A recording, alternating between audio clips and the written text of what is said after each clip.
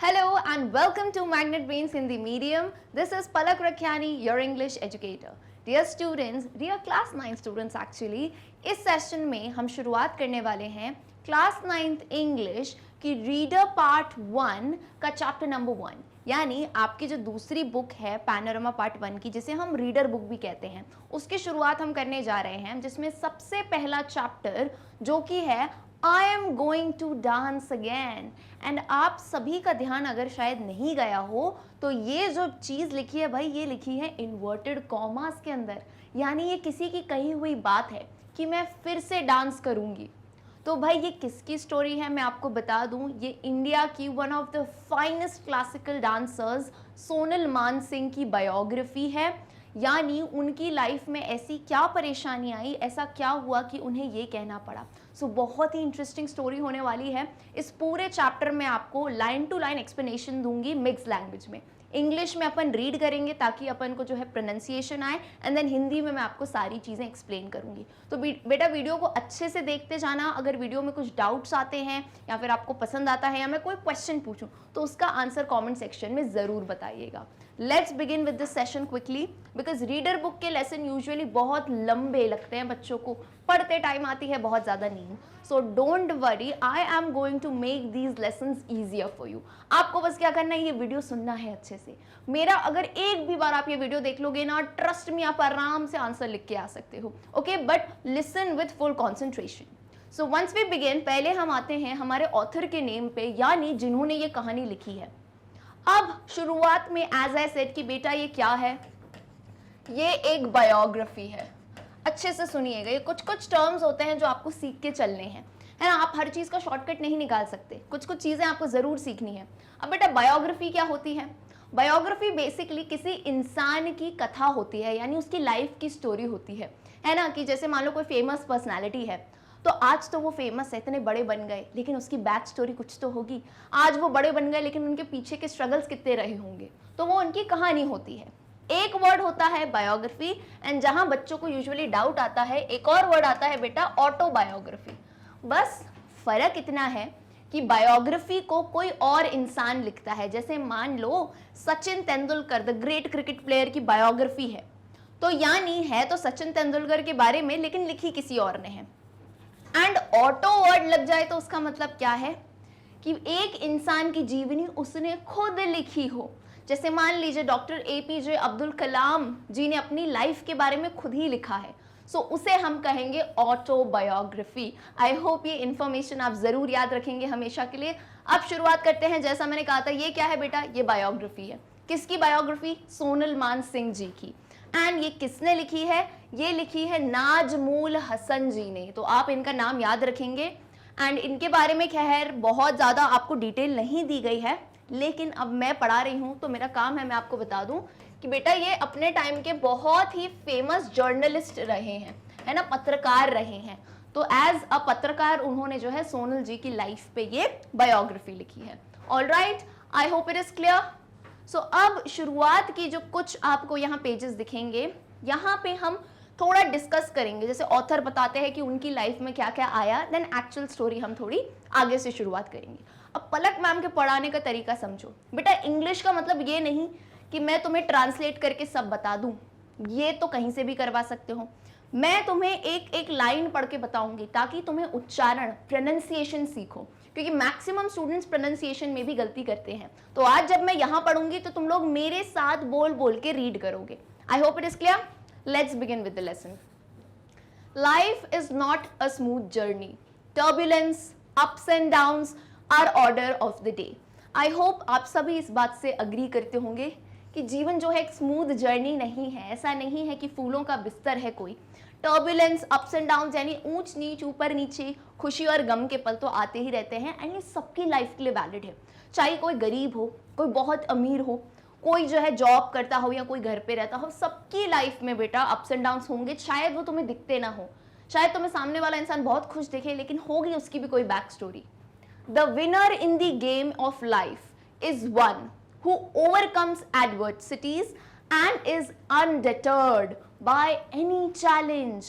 तो यार अब ये ऊपर नीचे जीवन में उतार चढ़ाव तो चलते रहेंगे, इसमें विजेता कौन रहेगा? इस गेम का। अब यहाँ पे बेटा गेम किसे कहा गया है? The game of life. यार जीवन क्या है? एक रंगमंच की तरह है, एक गेम की तरह ही तो है। जैसे मोबाइल फोन में आप कोई गेम खेलते हो, उसी टाइप का लाइफ एक बड़ा गेम है। तो इस गेम में जीतेगा कौन? वो इंसान जो अपनी हर लाइफ की प्रॉब्लम को ओवरकम करे, यानी कोई भी एडवर्सिटी यानी लाइफ में कोई दिक्कतें आ रही हो, उसको अनडिटर होके, बेटा अनडिटर का मतलब है नॉट डिस्करेज, यानी हार नहीं माने, उदास नहीं हो और हर चैलेंज को जो है अच्छे से फेस करे। यार तुम लोगों को गेम कौन से पसंद आते हैं? जिनमें चैलेंजेस हो, है ना। वीडियो गेम खेलेंगे PS2 PS5, खैर अब तो कितने आ गए हैं, तो वो खेलते हो तो लगता है ना चैलेंजिंग गेम हो। तो वैसे ही लाइफ में भी तो चैलेंजेस आते हैं, बिना हिम्मत हारे आपको उनका सामना करना है, ठीक है। Just as the crushing of a rose brings out its sweet fragrance, so the difficulties of life release the sweetness within us। यानी एक बात कही गई है, रोज होता है ना गुलाब, कितना सुंदर दिखता है, लेकिन जब हम गुलाब को एक्चुअल में क्रश करते हैं तभी तो उसका फ्रेग्रेंस निकल के आता है, जो कि डिओड्रेंट्स, इतर, इन सब में यूज किया जाता है। तो इसका मतलब यह है, देखो रोज को भी तो है, वो भी तो लिविंग, वो भी तो एक प्लांट है, यानी उसको भी क्रश किया तो उसका फ्रेग्रेंस निकला। इसका मतलब ये है आपके जीवन में, ये सभी के लिए बात वैलिड है जो भी ये वीडियो सुन रहे हो, आपके जीवन में जो भी परेशानियां हैं वो सिर्फ आपको बेहतर बनाने के लिए। बेटा कोई इंसान आराम का जीवन जी के जो है बहुत महान नहीं बना है। कहीं ना कहीं जब प्रॉब्लम्स आती हैं आप उनसे सीखते हो, then only you will move on in life, ठीक है। तो कभी मत ये सोचना कि हमारे साथ ही क्यों होता है, आपके साथ इसलिए होता है बिकॉज आपको कहीं ना कहीं जो है नेचर आपको बहुत ज़्यादा बेटर बनाना चाहता है। ओके, सो सेम यहाँ पे बात की गई है शुरुआत में, जैसे मैंने आपको कहा अभी एक्चुअल स्टोरी बिगिन नहीं हुई है। देखो हम इंग्लिश में कहानियाँ पढ़ते क्यों हैं? एवे ही नहीं पढ़ते, इनमें कहीं ना कहीं आपको लाइफ की बहुत अच्छी जो है लर्निंग्स देखने को मिलती हैं। ओके, ये बात क्लियर हुई बिगिनिंग की, और देखते हैं आगे। Many a time adversities shatter our dream. It is only a person of strong will who, despite his weakness and shortcomings, rises above the sorrow of life to find more meaning to his life. यानी many a time का मतलब होता है बहुत बार ऐसा होता है कि ऐसी परेशानियां कभी कभार आती है जो हमारे ड्रीम, हमारे सपने को शैटर यानी तितर बितर कर देती है। होता है ना कि लगता है यार अब नहीं होगा, छोड़ देते हैं अब इस चीज़ को। लेकिन ऐसा इंसान जिसमें स्ट्रॉन्ग विल हो, बोलते हैं ना विल पावर होनी चाहिए, ऐसा स्ट्रॉन्ग आपका निश्चय होना चाहिए, जो कि कितनी भी दिक्कतें आए, कितनी भी वीकनेस आए, शॉर्ट कमिंग्स आए, यानी किसी काम में परेशानी आती ही रहे आपको, लेकिन धीरे धीरे उससे ओवरकम करके जो है वो अपनी लाइफ को मीनिंगफुल बना सकता है। अब बात करेंगे फाइनली जो है लर्निंग्स तो हमने दे दी। At last we'll talk about what is the story about, यानी ये जो प्रेजेंट स्टोरी है उसमें क्या है। So here is a story of one such dancer who met with an accident, but through sheer dedication, devotion and commitment to her dance, she could make it back to the stage again. And ये personally story मुझे बहुत touching लगी, because मैं भी कहीं ना कहीं I am very fond of dance. एक टाइम पे हम भी बहुत अच्छे डांसर रहे हैं, खैर अभी थोड़ा बहुत कर सकते हैं, बट डांस एक पैशन रहता है जो कि लाइफ टाइम साथ देता है इंसान का। तो आप सब में से किस किस को डांस करना पसंद है मेरे प्यारे स्टूडेंट्स, मुझे कमेंट्स सेक्शन में ज़रूर बताना, तो क्योंकि आप लोग रिलेट कर सकते हो। एंड अगर कोई डांसर नहीं भी हो लेकिन आपको म्यूजिक का शौक हो, स्पोर्ट्स का शौक हो, तो कोई भी ऐसा शौक वाला इंसान वो समझ सकता है कि यार कितने दिक्कत आती है कि लाइफ में अगर आपके फील्ड में आपको कोई प्रॉब्लम आए तो कैसा होगा। तो यहाँ सेम सोनल जी के साथ हुआ था, उनकी लाइफ में उन्हें एक बहुत सीरियस एक्सीडेंट हो गया उनका, है ना, ऐसा हादसा हो गया जिसमें जो है उनके पैरों में बहुत ज़्यादा प्रॉब्लम आई है, उनकी बॉडी में भी। सो उसके बाद भी थ्रू शेयर डेडिकेशन, बेटा शेयर का मतलब होता है सच्चा या फिर कंप्लीट, ये बहुत ही अच्छा वर्ड है, इसको अपनी वोकैबुलरी में रखो ज़रूर, है ना। अगर आपको किसी चीज़ के लिए बोलना हो सच्चा या फिर कंप्लीट, तो जैसे मैंने कहा डेडिकेशन, कैसा dedication? Share dedication, total complete dedication, devotion and commitment. उन्होंने अपने डांस को इतना कमिटमेंट दिया कि इतना खतरनाक एक्सीडेंट होने के बाद भी वो वापस आई स्टेज पे, एंड जैसे कि आप देख पा रहे हैं उन्हें डॉक्टर APJ अब्दुल कलाम जी से जो है पद्म विभूषण से भी नवाजा गया है। हो सकता है आपकी जनरेशन यानी आज की जनरेशन इन्हें शायद नहीं जानती हो, लेकिन आप एक बार अभी जो है ना अपने पेरेंट्स से, अपने ग्रैंड पेरेंट्स से इनके बारे में ज़रूर पूछना, वो ज़रूर जानते होंगे कि सोनल मानसिंह जी कौन है। ओके, चलिए, सो फाइनली अब बोलोगे ma'am let's begin with the story. So यहाँ से शुरुआत होती है हमारी कहानी की, सोनल जी की बायोग्राफी की। Doctors said Sonal would never dance again. She had met with a serious accident and had lost her legs. यानी कहानी की शुरुआत ऐसे होती है कि डॉक्टर्स कहते हैं सोनल जो है फिर से कभी भी डांस नहीं कर पाएगी, क्योंकि एक्सीडेंट के बाद उनके दोनों टांगे ऑलमोस्ट लाइक जा ही चुकी थी। But Sonal Mansingh refused to believe the doctors. लेकिन सोनल मानसिंह को ये पता था कि नहीं यार, ऐसा नहीं हो सकता है, एक दिन तो आएगा when I will dance again. She believed in her potentialities. Potentialities का यहाँ पे मतलब है क्षमताएं, यानी उनको अपनी क्षमता पे पूरा भरोसा था कि एक ना एक दिन, यानी थोड़ी और मेहनत करके कुछ ना कुछ करके जो है मैं वापस डांस करूंगी। मूविंग फर्दर, अब आती है डेट, देखो अप्रैल 20, 1975, बॉम्बेज रंग भवन was full, the audience waiting impatiently.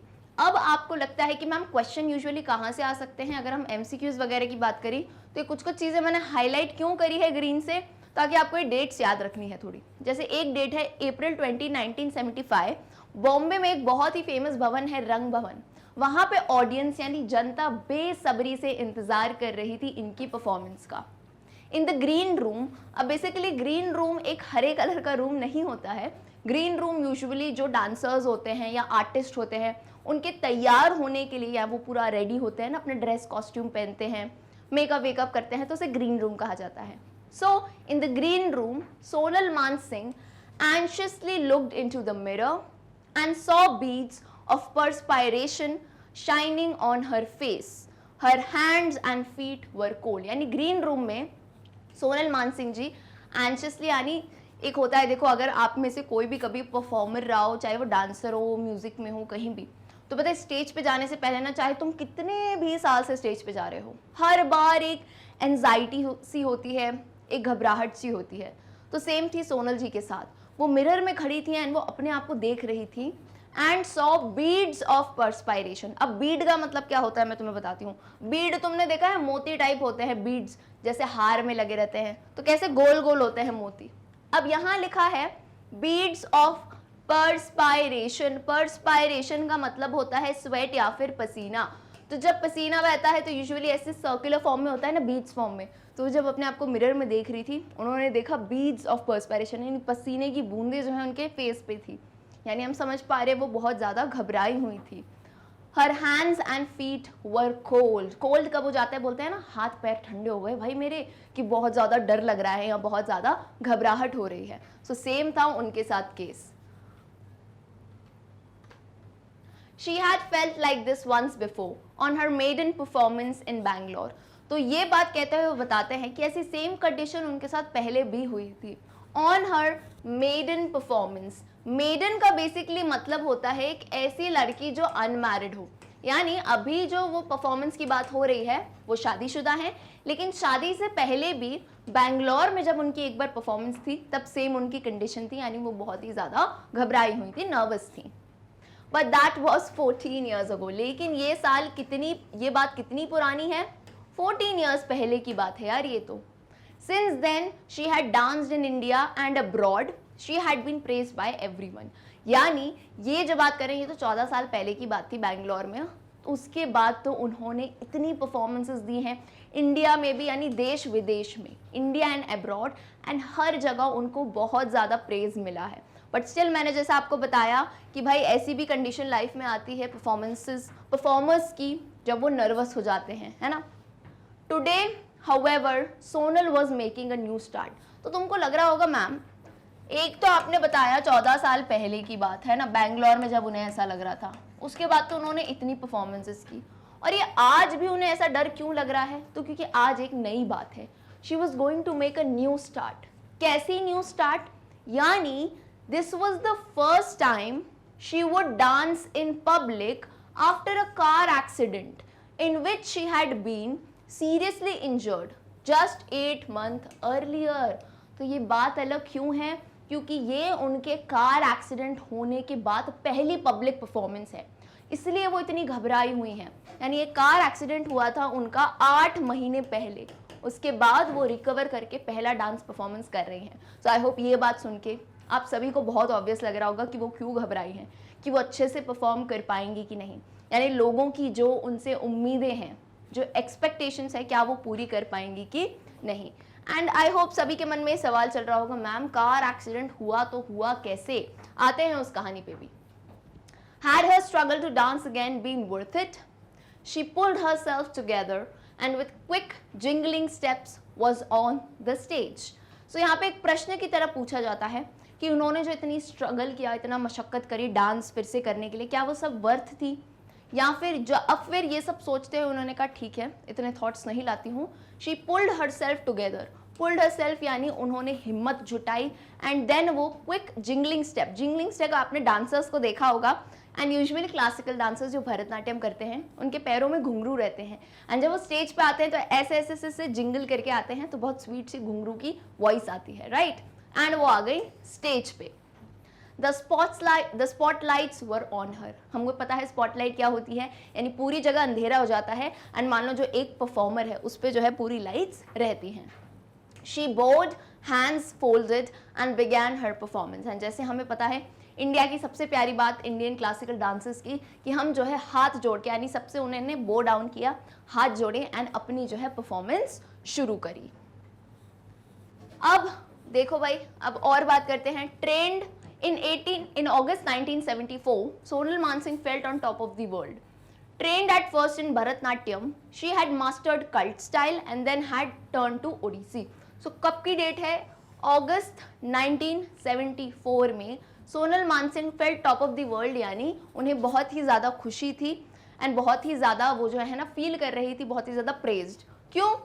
क्योंकि पहले तो उन्होंने भरतनाट्यम में फुल ट्रेनिंग ली थी। आई थिंक आप में से किसी ने अगर सीखा हो, भरतनाट्यम में ट्रेनिंग होती है ऐसे लाइक 6 years का ऐसा कोर्स रहता है, तो उन्होंने पहले फुल ट्रेनिंग उसमें ली। Mastered cult style, cult basically जैसे मान लो भरतनाट्यम है तो वो एक जगह के कल्ट का बहुत प्रॉपर स्टाइल है। सिमिलरली उन्होंने भरतनाट्यम सीखने के बाद क्या सीखा, उन्होंने ओडिसी डांस भी सीखा।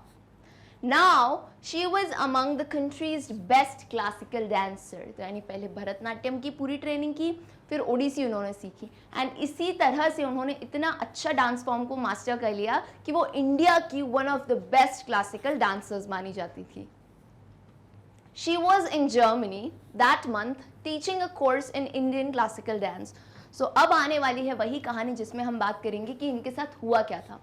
बात ये थी कि वो एक्चुअली जर्मनी में थी एंड वो एक इंडियन क्लासिकल डांस कोर्स सिखा रही थी, यानी जर्मनी में डांस क्लासेस ले रही थी। Late on the evening of 24th, और 24th की इवनिंग, बेटा 24th कौन सा? अगस्त। अभी हम कब की बात कर रहे हैं? अगस्त 1974, याद करो, है ना। 24th की लेट इवनिंग यानी बहुत शाम और रात के बीच का जो समय होता है, she and her fiancé. Fiancé basically कौन होता है? अगर हिंदी में कहे तो मंगेतर, यानी जिनके साथ उनकी शादी होने वाली थी एंड एंगेजमेंट हो चुकी थी, जिनका नाम था George Lechner, were driving at 110 kilometres per hour. KPH क्या होता है बेटा? किलोमीटर्स पर आवर, ये स्पीड होती है, ठीक है। 110 उनकी स्पीड थी। Down a wet lonely road. अब वेट लोनली रोड का मतलब है, हो सकता है कि वहां पे उस वक्त बारिश पड़ी हो एंड रोड हल्का सा जो है ना गीला होगा, तो वो रात में जो है उनके साथ जा रही थी और उनकी कार की स्पीड देख रहे हो भैया कितनी थी? 110 kilometres per our.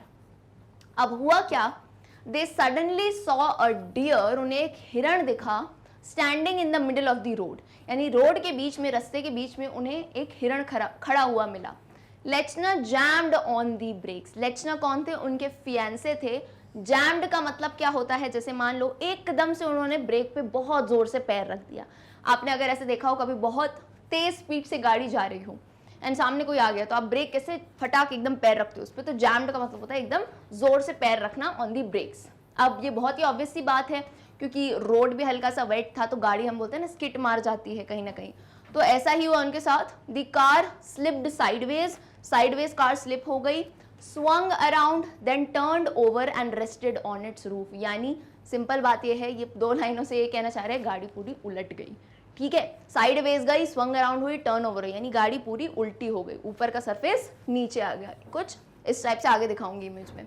So Lechner, trapped between the seat and the wheel, fainted. और लेचनर यानी जो गाड़ी चला रहे थे उनके फियांसे, वो सीट और व्हील के बीच में, व्हील बेसिकली जो गाड़ी चलाने वाला व्हील होता है ना, उसकी बाहर के व्हील की बात नहीं हो रही है, बाहर का टायर नहीं, व्हील बेसिकली जो यहाँ से गाड़ी चलाते हैं ना, स्टीयरिंग बेसिकली, तो उसके और सीट के बीच में वो कहीं ना कहीं बहुत ज़्यादा दब गए थे। एंड वो दबने के बाद होता है ना भाई, गाड़ी एकदम से ऊपर नीचे हो गई, तो वो फेंट हो गए थे। फेंट का बेसिकली यहाँ पे मतलब क्या है, बेहोश हो गए थे। ठीक है, तो ये तो हो गई उनके फियांसे की बात। Sonal, are you all right, inverted commas में है, यानी ये डायरेक्ट स्पीच है। वो पूछते हैं सोनल क्या तुम ठीक हो। He mumbled as he regained consciousness. Mumble का क्या मतलब होता है, मम्बल का मतलब होता है धीरे धीरे बड़बड़ाना, यानी मान लो आप बहुत नींद से उठे हो या थके हुए हो, बेहोश टाइप हो, तो कितने धीरे वॉइस में बोलोगे, तो सोनल क्या तुम ठीक हो, ऐसा उन्होंने कहा when he regained consciousness, यानी जब वो फिर से होश में आए, तो he was actually looking for her. There was no answer, and उन्हें कोई आंसर सुनने को नहीं मिला. He groped about in the darkness. Grope का मतलब क्या होता है, ब्लाइंडली सर्च करना, यानी बेटा जब अंधेरा होता है, जब लाइट चली जाती है, तो कैसे करते हो, ऐसे ऐसे हाथ करते हो ना, तो अंधेरा था उस वक्त, तो ऐसे ऐसे हाथ करके ढूंढ रहे थे कि कहाँ है Sonal. There was no one beside him, and उन्हें ये पता चला कि उनके पास में कोई भी नहीं था when he was searching for her. As he struggled to free himself, a car pulled up and 4 men jumped out. And वो स्ट्रगल कर रहे थे, यानी बहुत ही ज़्यादा परेशानी हो रही थी उन्हें कि वो सीट से और जो स्टीयरिंग में वो फंस गए थे उससे अलग हों, बाहर निकले। उतनी ही देर में एक कार आके उनके पास में रुकती है एंड 4 जो है आदमी उसमें से बाहर निकल के आते हैं. They forced open a door of the car and dragged Lechner out. यानी उन्होंने, वो 4 लोग आए, मतलब उन्होंने उनकी मदद की फाइनली, एंड उन्होंने दरवाज़ा खोला एंड लेचनर को बड़ी ही मुश्किल से बाहर निकाला. एंड जैसे ही लेचनर बाहर आए, उन्होंने सबसे पहला प्रश्न ये पूछा कि वेयर इज सोनल, सोनल कहाँ है. Fetching torches from their car, the men began searching for Sonal. यानी वो लोग अपनी कार से, क्योंकि भाई अंधेरी रात थी, तो वो लोग अपनी कार से टॉर्च निकाल रहे थे कि कहाँ गई सोनल, है ना, उनको ढूंढ रहे थे. They found her about 4 meters away on the road. She was still, eyes closed as if asleep. And उन्होंने ये पाया कि कार से जो है 4 मीटर दूर वो एक मतलब रास्ते पे, रोड पे पड़ी हुई थी. स्टिल थी, स्टिल का मतलब है हिल डुल नहीं रही थी वो, उनकी आईज ऐसे बंद थी जैसे वो सो रही हों या फिर बेहोश हो गई हों. एंड ऐसा होता है भाई यूजुअली जब कार एक्सीडेंट होता है, एक तो बॉडी की कोई भी रिस्पॉन्सेज काम ज़्यादा नहीं करते हैं, आप एकदम सब कुछ जो है ना भूल जाते हो, कुछ समझ नहीं आता है, एंड बॉडी स्टिल रहती है, यानी कोई रिस्पॉन्स नहीं दिखाती है, राइट. तो सेम था इनके साथ. Lechner was about to pick her up and say let's get going, but he hesitated. अब लेचनर सोच रहा था कि मैं उसे उठाऊंगा एंड मैं उसे कहूँगा कि चलो चलते हैं, लेकिन ही हेजिटेटेड, लेकिन उसे हेजिटेशन हो रही थी, डर लग रहा था, क्योंकि उसने जब देखा तो उसे बहुत डर लगा, क्योंकि वो शांत थी, उसकी आंखें बंद थी, तो कहीं ना कहीं इंसान डर जाता है ना कि भाई क्या हो गया. She doesn't look quite alive, he said to himself. यानी लेचनर ने खुद से ही कहा कि मुझे बहुत ज़्यादा अलाइव, यानी होता है ना आप किसी को देख के समझ जाओ बहुत बुरा एक्सीडेंट हुआ हो, तो देख के लगता है तो बहुत ज़्यादा बेहोश है, लग नहीं रहा कि कहीं ना कहीं ये जिंदा भी है या नहीं. Then sprinkled water on Sonal's face. फिर उन्होंने सोनल जी के फेस पे जो है थोड़ा थोड़ा ऐसे पानी के छींटे मारे उठाने के लिए उन्हें. She shook her head, shook her head यानी फाइनली चिंता की बात नहीं है, उन्होंने अपना थोड़ा सर हिलाया कि यस काइंड ऑफ कि वो जिंदा है.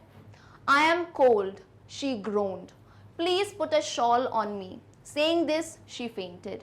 एंड मतलब उनको जब पानी के छींटे मारे मुंह पे, हल्का सा उन्होंने सर हिलाया, वो उठी एंड उन्होंने कहा I am cold.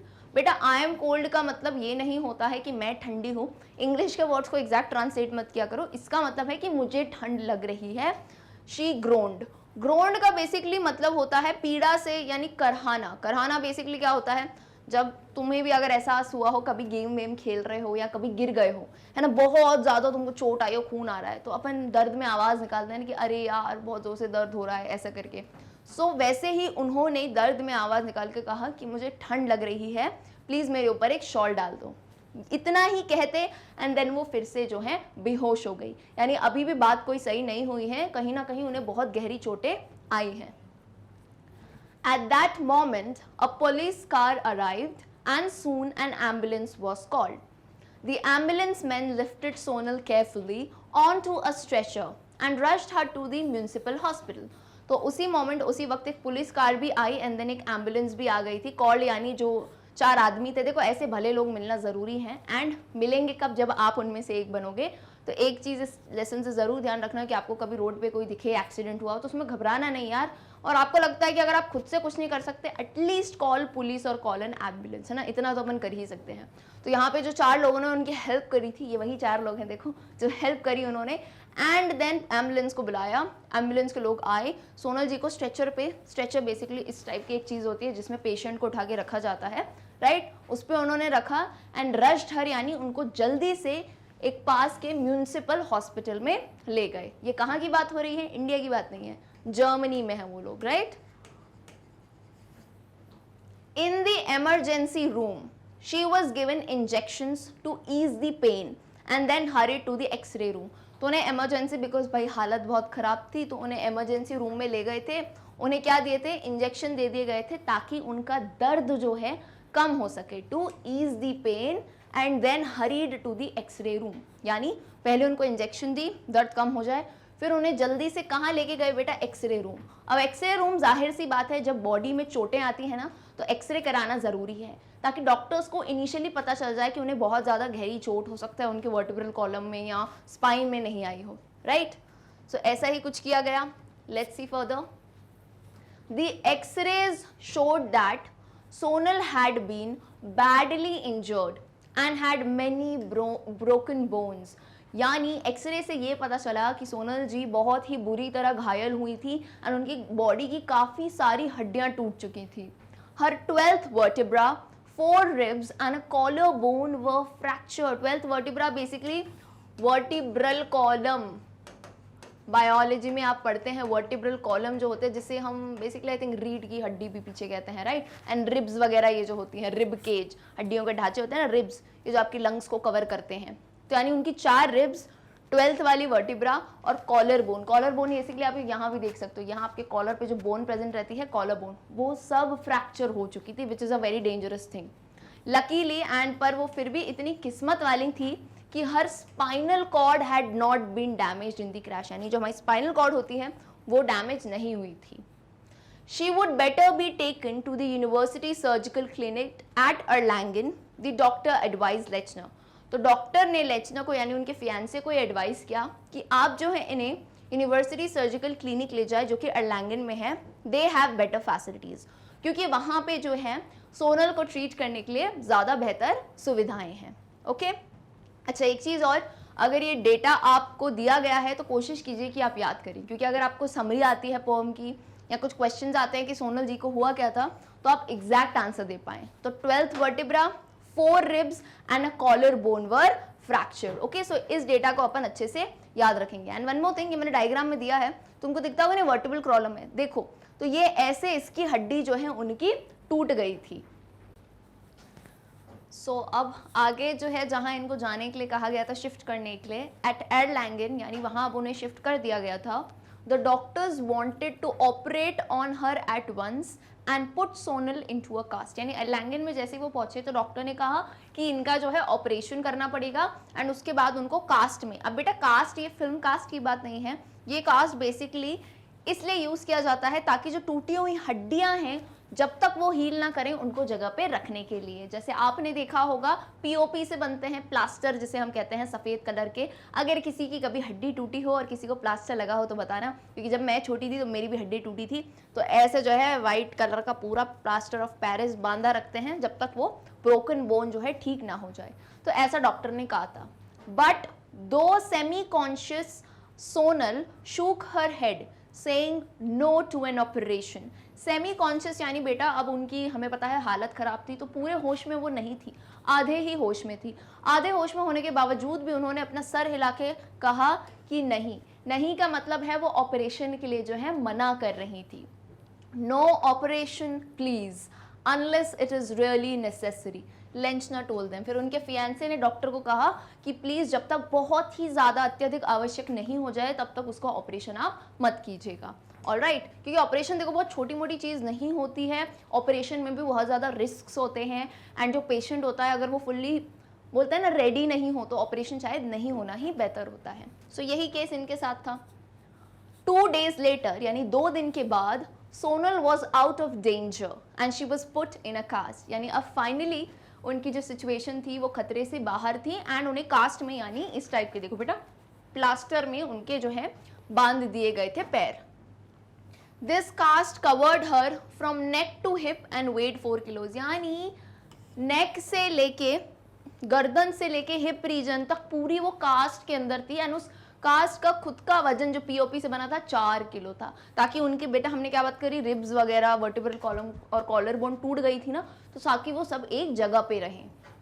The surgeon drew Lechner aside, surgeon यानी जो सर्जरी करते हैं उन्हें सर्जन कहा जाता है। ड्रू लेंचनर असाइड यानी होता है ना डॉक्टर जो है उनके फियांसे को साइड में लेके गए, शायद उन्हें उनसे कुछ कहना था। उन्होंने कहा she is in no danger he said, यानी अब सोनल जी जो है किसी खतरे में नहीं है। But temporarily she has lost the use of her knees, toes, ankles and elbows. It will take months of exercises and hard work on Sonal's part before she can use them. तो डॉक्टर ने उन्हें side में जाके कहा कि although वो danger से खतरे से बाहर हैं, लेकिन टेम्पररली कुछ समय तक उनकी जो पैर हैं, एंकल हैं, घुटने हैं, वो आउट ऑफ यूज़ है, एल्बोज वगैरह हैं वो यूज़ नहीं कर पाएगी, यानी उसमें अभी इतनी जान नहीं है। इसमें काफ़ी महीने लग जाएंगे, एक्सरसाइजेस, बहुत मेहनत करनी पड़ेगी सोनल जी को खुद के पार्ट पे, यानी उनमें बहुत ज़्यादा करेज होना चाहिए, उतनी क्षमता होनी चाहिए। यू नो बोलते हैं ना अंदर से इंसान का जब इच्छा होती है, खुद से कोशिश करता है, तो ये बहुत ज़रूरी है सोनल जी के पार्ट पे, ताकि वो इन सभी का अपने हाथ पैरों का सही से इस्तेमाल कर सके। ओके, तो ये सब डॉक्टर ने जो है उनके फियांसे लेंचनर को बताया। अब आगे की बात करते हैं। 12 days लेटर यानी 12 दिन के बाद the doctors agreed to allow Lechner to take Sonal to Montreal where he work. तो 12 दिन के बाद ही जो है वो कास्ट में थी, ठीक है, उनका ख्याल रखा जा रहा था। फाइनली डॉक्टर्स ने अलाउ कर दिया कि वो सोनल जी को मॉन्ट्रियल में ले जाएं जहां पे जो है लेचना काम करते थे। The evening of their arrival at Montreal friends visited them and were shocked at Sonal's condition. So वो फाइनली मॉन्ट्रियल अपने घर पहुंच गए एंड जिस दिन वो पहुंचे उसी की शाम को उनके सब जो है दोस्त एंड रिलेटिव्स उनसे मिलने गए एंड बहुत ही ऑब्वियस सी बात है कि उन लोग को भी काफ़ी शॉकिंग लगा, काफ़ी बुरा लगा सोनल जी का इस टाइप का हाल देख के। बहुत ही बेसिक है यार, आपका भी कोई दोस्त या आपका कोई रिश्तेदार, अरे रिश्तेदार छोड़ो यार, हम न्यूज़ में भी कभी कोई खबर पढ़ते हैं तो कितना बुरा लगने लगता है एकदम से कि यार वो इंसान जल्दी से जो है ठीक हो जाए। The doctors don't know if Sonal will dance again, Lechner told them. She will need great strength and willpower to get well again. So लेंचना दोस्तों को बताते हैं कि डॉक्टर्स को नहीं पता कि सोनल अब शायद फिर से डांस कर पाएंगी भी नहीं, क्योंकि वो इतनी फेमस डांसर रही हैं, है ना, क्लासिकल डांसर थी वो। तो वो कहते हैं लेचना कि उसे बहुत ज़्यादा स्ट्रेंथ, बहुत ज़्यादा विल पावर चाहिए होगी, है ना, ताकि वो जो है अपनी हालत फिर से ठीक कर सकें एंड फिर से डांस कर सकें। One of his friends suggested him to consult Dr. Perry Grable, a well-known Montreal doctor. तो उन्हीं में से जो दोस्त लोग उनके आए थे उनमें से एक ने सजेस्ट किया उन्हें कि डॉक्टर पेरी ग्रेवल से आप उन्हें ज़रूर दिखाएं, क्योंकि एक वो बहुत ही प्रसिद्ध डॉक्टर है मॉन्ट्रियल के जिनका फेस यहाँ है, ये डॉक्टर पेरी ग्रेवल है। सो ऑफकोर्स होता है ना, हमें कोई सजेस्ट करता है कि कोई अच्छा डॉक्टर, तो हम कोशिश करते हैं कि ठीक है इन्हें भी दिखा देते हैं एक बार।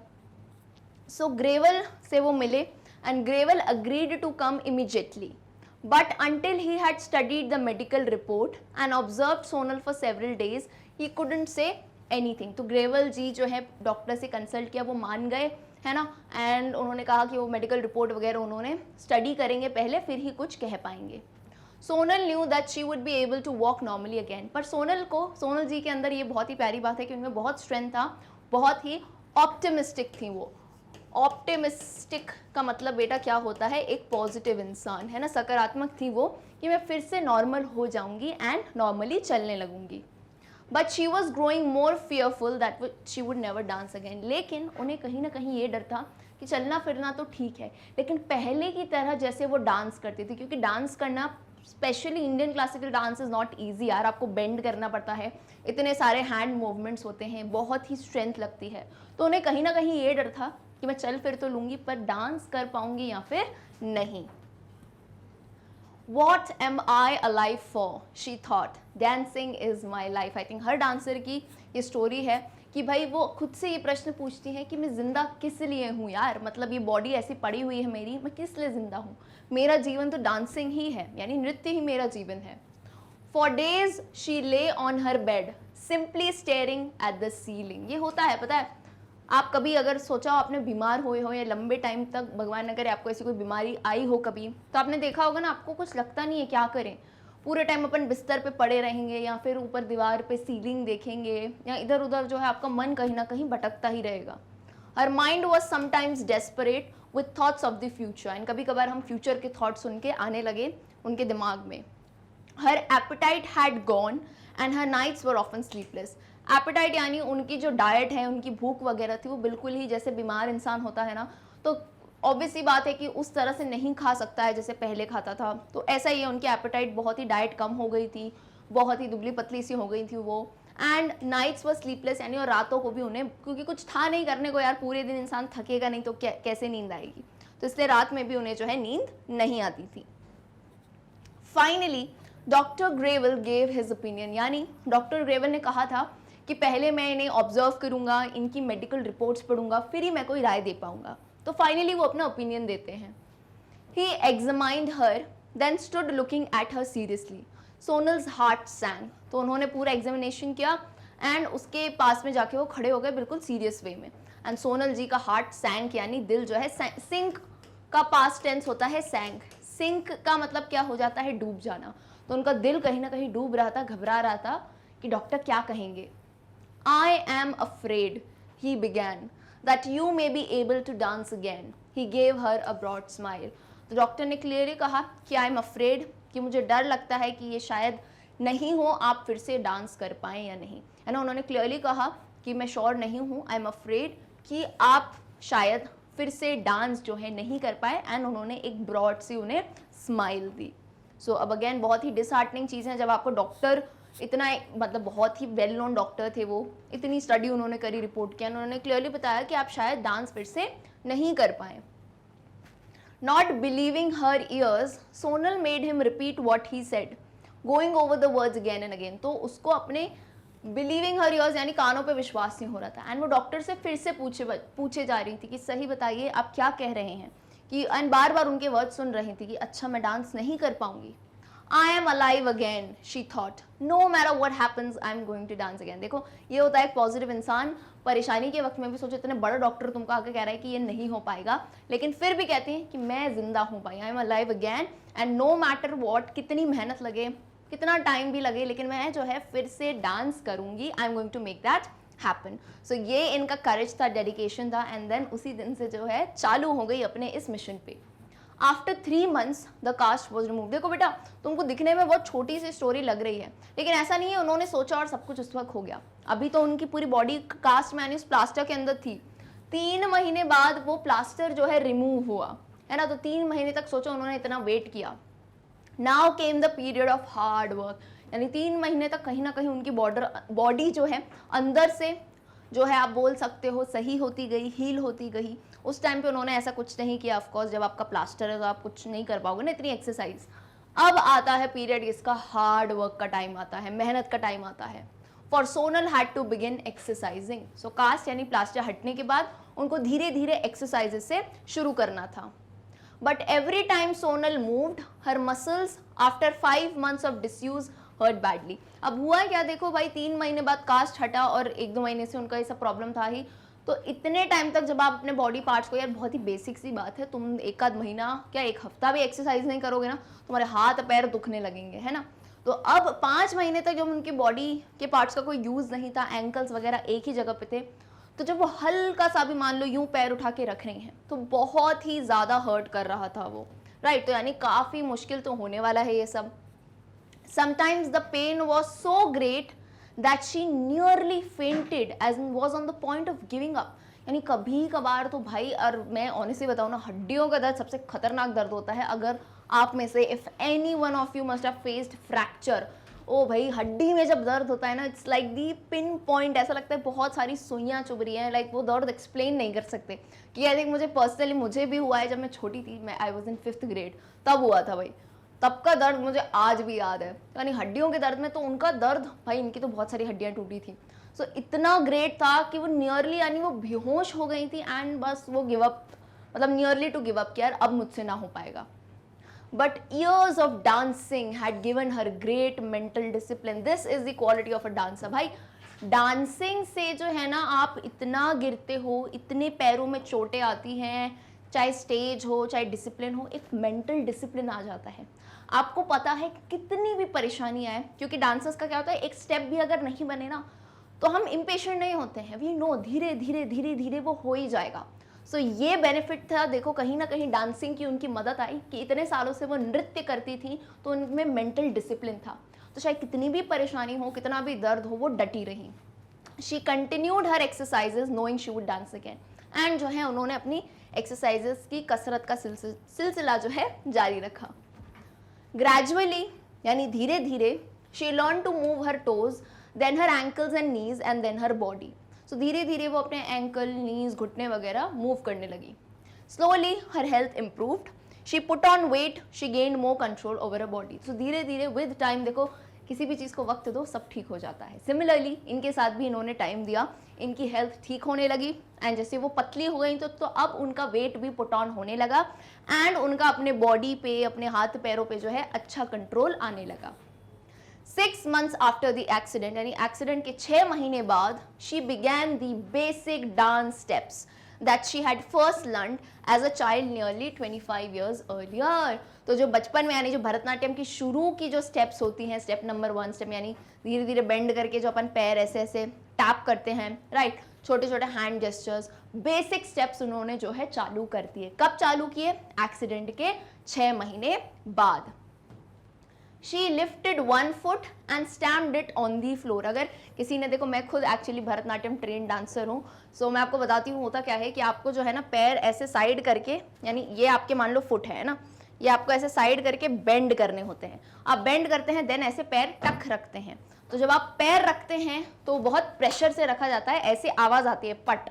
तो जब वो उन्होंने पैर रखा ना, वो इस एक्शन से एक पैर से तो उन्होंने कर लिया, लेकिन दूसरे पैर से वो रिपीट नहीं कर पा रही थी क्योंकि बहुत स्ट्रेंथ लगती है. मतलब अगर किसी को चोट नहीं हो ना, उसको भी दर्द होता है जब आप शुरुआत में कोई भरतनाट्यम सीखता है. तो जब उन्होंने पैर उठाया, स्टैम्प्ड इट यानी पटका, उन्होंने एक्शन रिपीट किया, लेकिन दूसरे फुट से वो नहीं कर पा रही थी. And her eyes filled with tears at her own helplessness.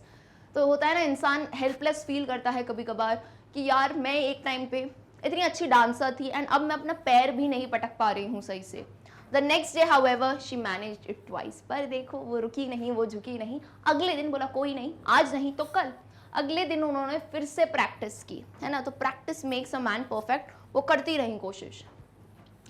In March Gravel agree to let her return to India. And March में यानी अगले साल जो है उन्होंने एग्री कर दिया कि ठीक है तुम इंडिया वापस जा सकती हो. He refuse to be paid for his, Gravel यानी कौन थे यहाँ पे, डॉक्टर थे, ठीक है. डॉक्टर ने अग्री कर दिया कि ठीक है अब तुम्हारी कंडीशन ठीक लगती है, तुम इंडिया वापस जा सकते हो. He refuse to be paid for his services. And देखो इतने बढ़िया डॉक्टर थे, उन्होंने मना कर दिया, कोई बात नहीं कि आप जो है हम जो सर्विसेज दी हैं उसका पेमेंट आप मत कीजिए, है ना. डॉक्टर ने अपनी फीस मना कर दी. उन्होंने बस ये कहा watching you recover was enough. Doctor ने कहा तुम्हें ठीक होता देखी मेरे लिए काफ़ी है, कोई बात नहीं, आप अपनी फीस जो है मत पे करें. After a week with her parents in Bombay, Sonal flew to New Delhi to begin serious practice at home. तो एक हफ्ते बाद उनके पेरेंट्स बॉम्बे थे, उनके साथ वो कहाँ गई, दिल्ली गई, ताकि वो जो है अपनी सीरियस प्रैक्टिस, अब फाइनली थोड़ा बहुत तो उन्होंने कर लिया था, अब एक्चुअल प्रैक्टिस वो चालू कर दें.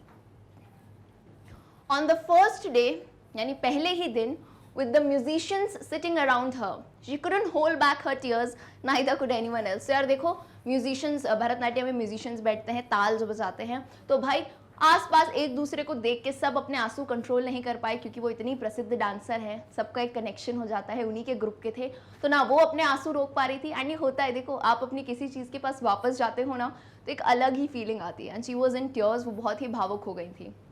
Practising 30 minutes a day at first, Sonal gradually increased it to 45 minutes, an hour, 2 hours. यानी उन्होंने शुरुआत कैसे की, देखो हमेशा बोलते हैं छोटे छोटे से शुरू करो ताकि आप कंटिन्यू कर पाओ. तो शुरुआत में वो आधा घंटा प्रैक्टिस करती थी, फिर उन्होंने 45 मिनट्स किया, ऐसे करते करते वो अपना टाइम बढ़ाती गई, फिर आने वाले दिनों में 1 घंटा, फिर 2 घंटा एंड सो ऑन।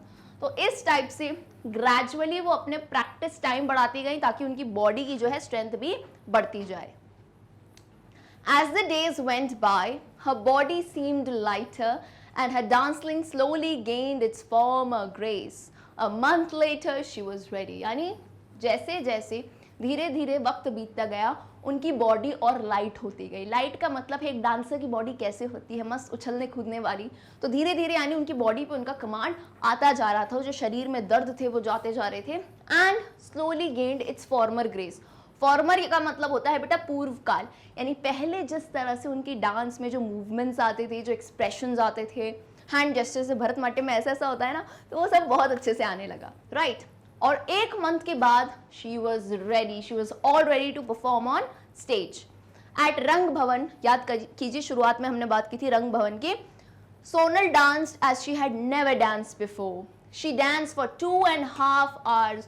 भाई साहब 2.5 घंटे के की उन्होंने अपनी performance the and the crowd was dilated. Audience में सभी बहुत ज़्यादा खुश थे उनका परफॉर्मेंस देख के, बहुत तालियां बजाई, बहुत ज़्यादा प्रेजेस उन्हें मिली। When the music ended, she stood still, tears streaming down her face. And जैसे ही म्यूज़िक ख़त्म होता है वो एकदम स्टिल खड़ी हो जाती हैं और उनकी आंखें भर आती हैं बहुत ज़्यादा। I have done it, I have done it. She kept repeating to herself. And खुद से ही एक जज्बे में वो बोलती गई कि फाइनली मैंने कर दिखाया, मैं फिर से अपने पैरों पे खड़ी हो गई। And I danced again. I have found myself again. तभी कहा कि ये दिन उनके लिए खास क्यों था, क्योंकि उन्होंने अपने एक्सीडेंट के बाद एक नई शुरुआत की। एंड उसी के जस्ट बाद सोनल मैरिड जॉर्ज लेचनर इन अगस्त 1975। अगस्त 1975 में उन्होंने अपने फियांसे मंगेतर जॉर्ज लेचनर से शादी कर ली। टुडे, आज की अगर बात करें तो she coaches classes at her dance academy in new Delhi.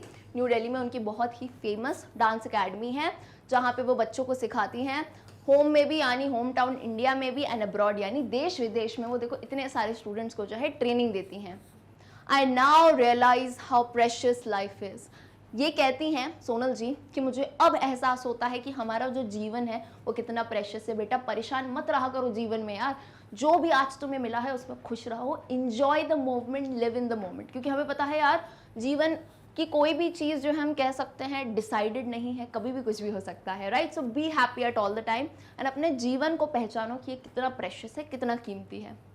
Each of my recitals is a prayer and a thanks giving. तो कहती हैं जब भी मैं कुछ रिसाइट करती हूँ, कुछ पढ़ती हूँ, हर बार मैं सिर्फ भगवान को, मैं ऊपर वाले को ये शुक्रिया देती हूँ, थैंक्स गिविंग देती हूँ, ताकि आपने मेरा जो है जीवन मुझे बचा लिया है ना, एंड जो मुझे आज है मैं उसमें बहुत ज़्यादा खुश हूँ, right. So with this we all know कि कितनी डेडिकेटेड स्टोरी है, यानी इनका तो बहुत ही ज़्यादा रोल रहा है, इनका खुद का, इनके फ्रेंड्स का, फैमिली का, जो इनके में इतना करेज था। पर देखो कितने भी अच्छे डॉक्टर हो, कितना भी कोई महान हो, जबकि तुम्हारे अंदर से आवाज़ नहीं आएगी ना, कुछ नहीं कर पाओगे। सोनल जी के अंदर वो डेडिकेशन था कि I have to do it, और वो कर सकती हैं, एंड ऑफ कोर्स उनकी मेहनत ने जो है सब कुछ दिखा दिया।